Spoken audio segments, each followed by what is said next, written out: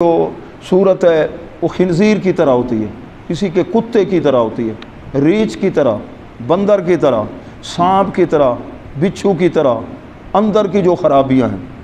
اب جاننے والا کوئی جانے گا، اس کے مطابق وہ روحانی علاج اس کا شروع کرے گا۔ ہر ایک کا ایک طریقہ نہیں ہوتا علاج کرنے کا، اور علاج کرے گا، درمیان میں کوئی آگے حجاب آئے گا اور رکاوٹ آئے گی تو وہ شیخ کامل سمجھے گا کہ آگے اب اس کے لیے کون سا حجاب آ گیا،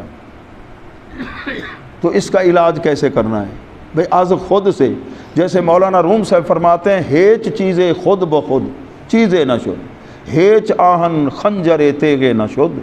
لوہا خود تلوار نہیں بن جاتا جب تک کہ کسی ماہر کا ہاتھ نہ لگے۔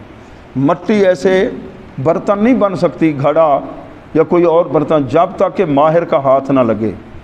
تو انسان جو ہے اشرف المخلوقات ہے اور عالم صغیر ہے، اس کے اندر روح بھی ہے، عقل بھی ہے، اور مجموعہ اربع عناصر ہے۔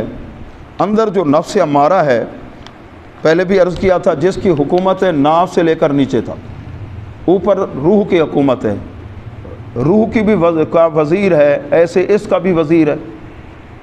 تو سرحد پر پھر فوجوں کی لڑائی ہوتی رہتی ہے۔ تو شیخ کامل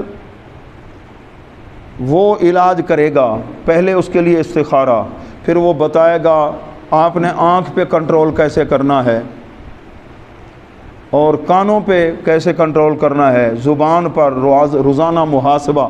سلسلہ قادریہ شاذلیہ کے ایک صاحب وہ گزرے، انہوں نے بتایا 1 ماہ تک آپ پابندی اپنی آنکھ پہ لگائیں کہ بد نگاہی تو نہیں ہوگی، پھر توبہ کریں، پھر نئے سرے سے شروع کریں۔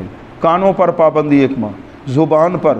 اور مولانا روم صاحب فرماتے ہیں پہلے جو دل کا حوض ہے نا، دل، اس کے اندر جو گندا پانی ہے، گندے خیالات آنکھوں کے ذریعے، زبان کے ذریعے، سوچنے کے ذریعے، کان کے ذریعے اندر منتقل ہو گئے، فرماتے ہیں اس کو پہلے گندے پانی اس کا نکال دے، حوض کو خالی کر، پھر یہ جو راستے ہیں، کان کا راستہ ہے، کانوں کا پابندی لگا دے، آنکھوں پر بھی پابند، چشم بند ہو، گوش بند ہو، لب بھی بند، ان پہ پابندی لگا۔